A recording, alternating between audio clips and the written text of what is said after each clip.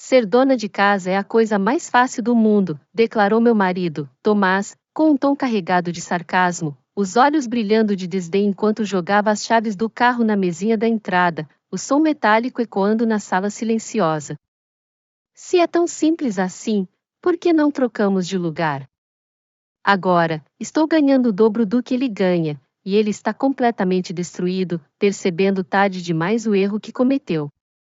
Nos últimos anos, eu, Clara, 35 anos, me habituei a engolir os comentários mordazes de Tomás, 42 anos, que insinuavam que minha vida como dona de casa era um verdadeiro paraíso. No início, eu tentava ignorar, convencendo-me de que ele não falava por mal, que talvez fosse apenas ignorância sobre o peso das minhas responsabilidades. Cada comentário era como uma pedrinha atirada em um lago calmo, criando ondas que, com o tempo, se transformaram em um tsunami de ressentimento. Ele chegava do trabalho, exausto, e me via dobrando uma pilha interminável de roupas ou correndo entre a cozinha e a sala para acalmar as crianças, e soltava um suspiro exagerado, quase teatral. Nossa, Clara, que vida boa deve ser ficar em casa o dia todo, sem preocupações. Se eu ousava mencionar que estava exausta, ele ria, com um deboche que cortava fundo. Cansada? Eu sim tenho um trabalho de verdade, você não faz ideia do que é pressão de verdade. No começo, eu tentava me convencer de que ele não entendia. Talvez, pensava, ele não percebia o quanto era exaustivo manter a casa funcionando como um relógio, cuidar de nossos 2 filhos pequenos, Sofia, de 7 anos, e Lucas, de 4, garantir que tudo estivesse no lugar enquanto eu equilibrava 1000 tarefas invisíveis. Eu acordava às 5 da manhã para preparar o café da manhã, arrumar as lancheiras, garantir que as crianças estivessem prontas para a escola. Passava o dia limpando, lavando, cozinhando, ajudando com o dever de casa, levando ao médico, ao futebol, ao balé, tudo isso enquanto lidava com birras e crises de choro. Mas, após anos ouvindo as mesmas provocações desdenhosas, ficou claro. Tomás realmente acreditava que minha vida era um mar de rosas, que eu passava o dia relaxada, talvez assistindo TV enquanto ele carregava o peso do mundo nas costas. Cada palavra dele era como uma pequena facada, minando minha confiança e me fazendo questionar meu valor. A gota d'água veio durante um jantar de família, um daqueles momentos que deveriam ser de união, mas que se tornaram um palco para minha humilhação. Estávamos na casa dos pais de Tomás, a mesa farta com o cheiro de assado e purê de batatas pairando no ar. Meu cunhado, Pedro, um médico que trabalhava a turnos exaustivos, desabafava sobre a dificuldade de equilibrar a vida profissional e pessoal, seus olhos fundos denunciando noites mal dormidas. Tomás, com um sorriso cínico que fez meu estômago revirar, interrompeu. Pelo menos você não passa o dia fazendo nada, como minha esposa. O silêncio que se seguiu foi ensurdecedor, como se o ar tivesse sido sugado da sala. Até Dona Lúcia, a mãe de Tomás, sempre tão apegada às tradições, assentiu com a cabeça, murmurando que os homens carregam toda a responsabilidade financeira enquanto as mulheres vivem no conforto. Minha cunhada, Ana, desviou o olhar, visivelmente constrangida, suas mãos apertando o guardanapo. Até Pedro se remexeu na cadeira, como se quisesse fugir daquela conversa. A vergonha queimou em meu peito, uma mistura de raiva e humilhação que fez meus olhos arderem. Engoli o choro, mantendo um sorriso forçado enquanto servia mais vinho, mas, dentro de mim, algo se quebrou. Naquela noite, quando chegamos em casa, não consegui mais me conter. Confrontei Tomás com a voz tremendo, uma mistura de fúria e dor que eu vinha segurando há anos. Ser dona de casa não é um luxo, Tomás. Eu cuido de cada detalhe da vida dos nossos filhos. Levo à escola, ajudo com os deveres, corro ao médico quando estão doentes, cozinho, limpo, lavo roupas, organizo a casa. E isso tudo enquanto você nem percebe o que acontece. Ele, com os braços cruzados, encostado na bancada da cozinha, me encarou com um sorrisinho arrogante. Se é tão difícil assim, Clara, por que não trocamos de papéis? Você vai trabalhar, e eu fico em casa. Vamos ver quem aguenta. Pensei que fosse uma bravata, uma provocação vazia, mas o desafio em seus olhos era real. Ele estava me desafiando, como se tivesse certeza de que eu fracassaria. Meu coração batia forte, mas minha resposta saiu firme, carregada de uma determinação que eu não sabia que ainda tinha feito. Pela primeira vez em 8 anos, sentei-me para atualizar meu currículo. Deixei minha carreira como analista de marketing para cuidar dos nossos filhos em tempo integral, e a lacuna no meu histórico profissional me enchia de insegurança. Será que o mercado me aceitaria depois de tanto tempo? Eu me sentia enferrujada, como se o mundo tivesse seguido em frente sem mim. Mas eu sempre fui boa no que fazia.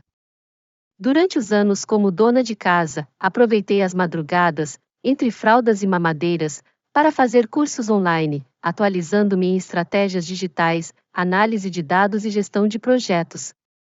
Com uma mistura de medo e determinação, comecei a procurar emprego, enviando currículos com as mãos trêmulas, mas o coração cheio de esperança. Para minha surpresa, consegui uma vaga em menos de um mês, em uma empresa que valorizou minha experiência e minha dedicação. Era um cargo de coordenadora de marketing, com um salário inicial que já superava o de Tomás. Quando contei a ele, vi o choque em seu rosto, rapidamente disfarçado por um sorriso forçado. Que bom, Clara. Vai ser como tirar férias em casa para mim. Ele não fazia ideia do que o esperava. Na primeira manhã, dei um beijo em Sofia e Lucas, peguei minha bolsa e saí para o trabalho, deixando Tomás no comando. Não tinha nem saído da garagem quando meu celular vibrou com a primeira mensagem de pânico. Onde estão as lancheiras das crianças?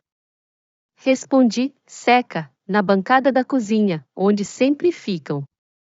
10 minutos depois, outra mensagem. Onde está o dever de casa da Sofia? Nas mochilas, Tomás.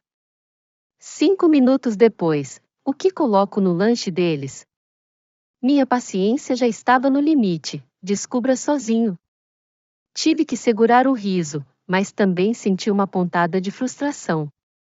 Era literalmente o primeiro dia, e ele já estava perdido, como se nunca tivesse prestado atenção em como eu fazia tudo funcionar. Eu passava horas organizando cada detalhe da rotina deles, e ele achava que era só magia. No trabalho, desliguei as notificações para focar em uma reunião importante com a equipe de marketing. Não podia me dar ao luxo de ser a babá de Tomás à distância. Quando voltei para casa à noite, o cenário era de caos absoluto. Brinquedos espalhados pelo chão da sala, louça suja empilhada na pia, as crianças sentadas no sofá comendo batatas fritas como jantar, ainda de uniforme escolar. Tomás, com olheiras profundas e o cabelo desgrenhado, parecia ter enfrentado uma batalha. Foi um dia pesado, murmurou, quase implorando por compaixão. Sorri, com uma mistura de ironia e satisfação, dei um tapinha em seu ombro e disse: descanse, amor. Amanhã tem mais. No terceiro dia, a máscara de confiança de Tomás começou a ruir. Ele estava visivelmente sobrecarregado, exausto, fora de sua zona de conforto. A roupa suja formava montanhas no canto da lavanderia, a pia da cozinha parecia um campo de guerra, e as crianças perderam um dever de casa porque ele esqueceu de checar os e-mails da escola. Sofia veio até mim, frustrada, contando que o papai não sabia onde estava o caderno dela. Durante o jantar, comentei, com um toque de ironia: nossa, deve ser tão bom ficar em casa o dia todo, né? Ele não respondeu, apenas baixou o olhar, derrotado. No fim da semana, ele jogou a toalha. Afundado no sofá, esfregando o rosto como se tivesse corrido uma maratona, admitiu com a voz rouca: eu não imaginava que era tão difícil, Clara. Não sei como você fazia isso. Sorri, sentindo uma vitória agridoce. Talvez agora você entenda porque eu vivia cansada. Mas o verdadeiro choque veio com o meu primeiro salário. Negociei um cargo excelente, com comissões generosas, e descobri que o mercado me valorizava mais do que Tomás jamais valorizou. Eu estava ganhando o dobro do que ele ganhava como gerente de vendas. Ele tentou disfarçar, dizendo que era ótimo para nossas finanças, mas eu conhecia aquele olhar.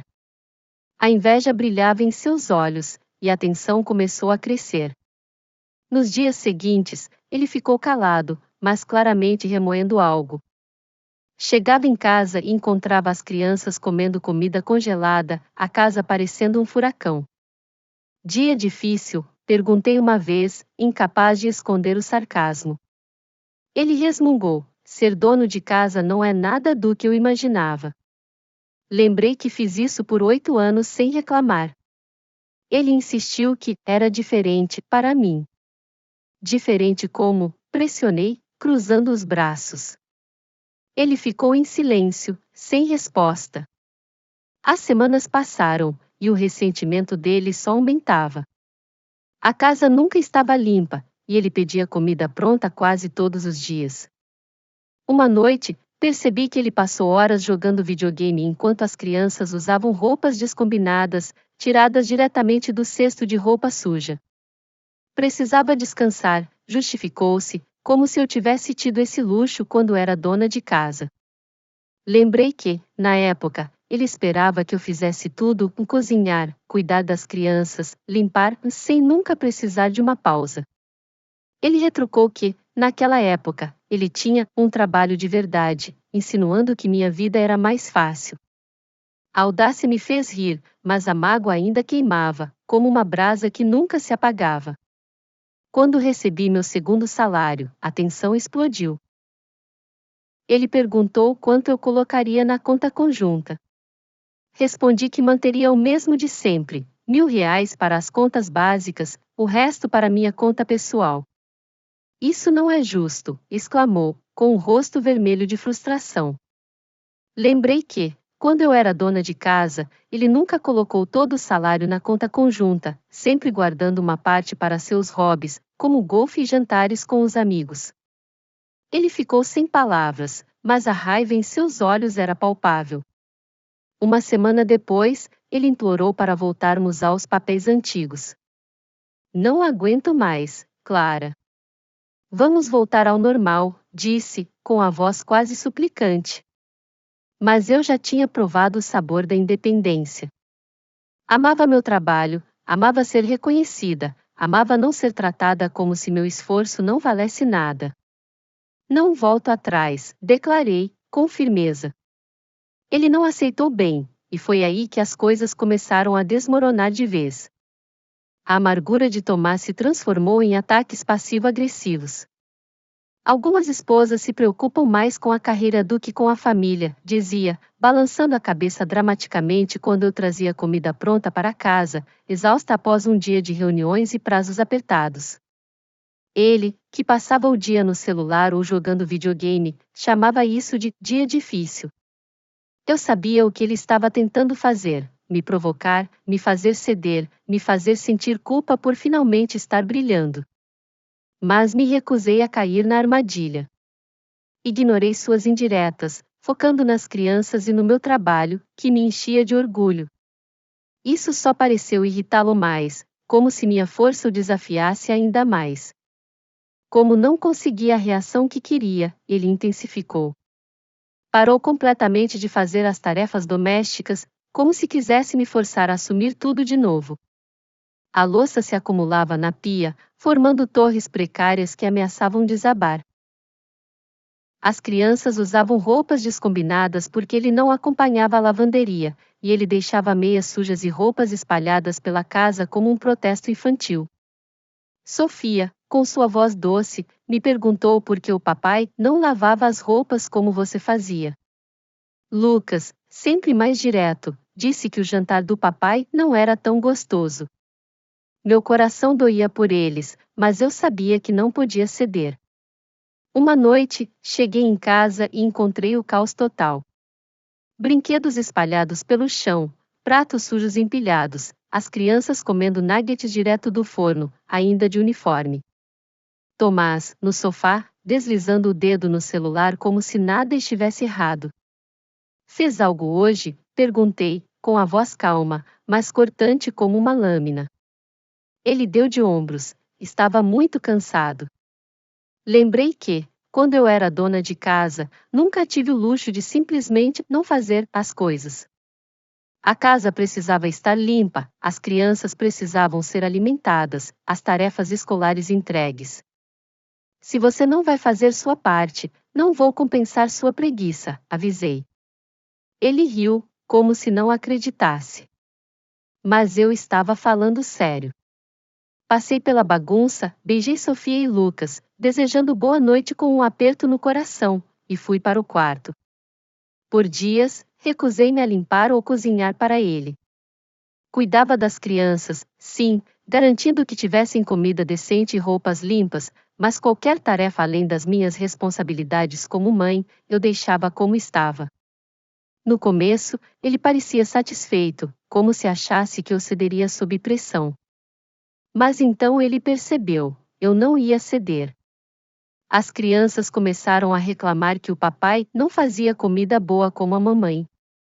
A pilha de roupas sujas cresceu tanto que ele ficou sem camisas limpas, usando a mesma camiseta por dias. E então veio a humilhação final. Dona Lúcia, sua mãe, apareceu sem avisar. Eu não estava em casa, mas, quando cheguei, vi Tomás com o rosto vermelho, quase encolhido de vergonha. Dona Lúcia, horrorizada com o estado da casa, passou uma hora limpando enquanto dava um sermão épico nele. Pelo que soube, ela o chamou de marido preguiçoso e disse que ele deveria estar grato por eu estar trabalhando duro para sustentar a família. Ela, que sempre defendeu os papéis tradicionais, estava do meu lado. O ego de Tomás desmoronou como um castelo de cartas. Naquela noite, ele tentou negociar. Isso não está funcionando, Clara, disse, com a voz baixa, quase derrotada. Perguntei, o que exatamente não está funcionando? Ele confessou que sentia falta de trabalhar, que se sentia perdido em casa, que precisava voltar a ser o provedor. Você está incomodado porque agora eu estou no controle, retruquei, sem rodeios.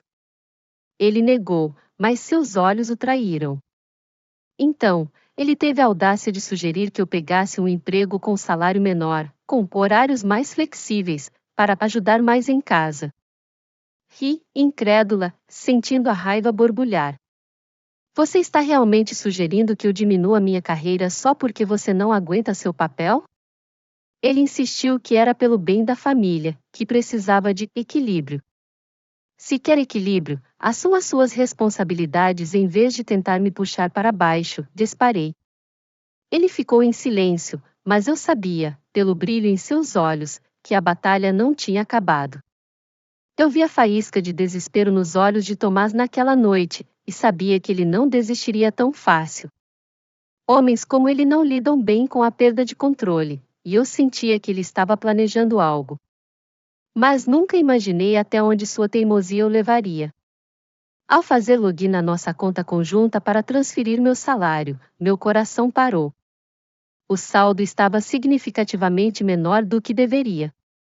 Corri para o extrato, e lá estava. Tomás havia sacado quase R$ 8.000 na última semana. Meu sangue gelou, e uma onda de raiva e traição tomou conta de mim. Corri até ele, exigindo explicações. O que você fez com esse dinheiro? Ele deu de ombros, com um ar de superioridade que me deu vontade de gritar. Foi um investimento. Comprei uma franquia que vai nos deixar ricos.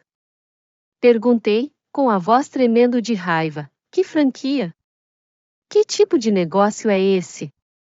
Ele começou a falar sobre um modelo de vendas com renda passiva, onde bastava recrutar pessoas para o dinheiro começar a entrar. Minha cabeça girava enquanto eu tentava processar. Não era só um esquema duvidoso, era uma fraude descarada, um esquema de pirâmide. Você jogou nossas economias em uma fraude? Perguntei, sentindo o chão sumir sob meus pés. Ele insistiu que era uma oportunidade de networking, que eu não entendia de negócios porque nunca tinha administrado um. Eu ganho mais que você, Tomás, retruquei, com a voz firme, apesar da fúria. Tenho uma carreira de verdade, não um delírio de pirâmide. Ele gritou, acusando-me de egoísta, de não apoiar seu sonho de independência financeira. Então, ele tentou me culpar, se você tivesse me deixado voltar a trabalhar, eu não precisaria tomar essa decisão. Lembrei que foi ele quem insistiu na troca de papéis, quem zombou do meu trabalho como dona de casa.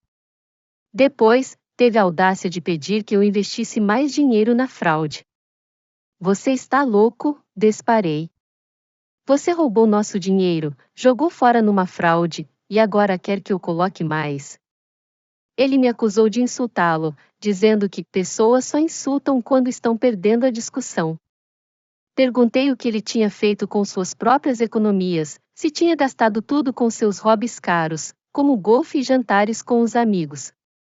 Ele queria que eu voltasse a ser a esposa submissa, jogando meu dinheiro em seu delírio enquanto ele fingia ser um empresário. Nenhum centavo do meu dinheiro vai para essa fraude, declarei. Ele explodiu, gritando que eu estava destruindo sua chance de sucesso. Deixei-o desabafar, e, quando ele parou para respirar, olhei em seus olhos e disse: Você cavou esse buraco. Agora, lide com ele. Quando saí de casa naquela noite, após a discussão sobre a fraude, Tomás não tentou me impedir. Provavelmente achou que eu voltaria na manhã seguinte, como uma boa esposa, pronta para esquecer tudo e apoiar seu sonho. Mas eu não voltei. Passei a noite na casa de uma amiga, tentando organizar meus pensamentos. No segundo dia, as ligações começaram. Ignorei. No terceiro, vieram mensagens agressivas, me chamando de egoísta, ingrata, materialista, dizendo que eu esqueci meu lugar agora que estava ganhando dinheiro. Durante anos, ele me diminuiu como dona de casa, fez com que eu me sentisse insignificante.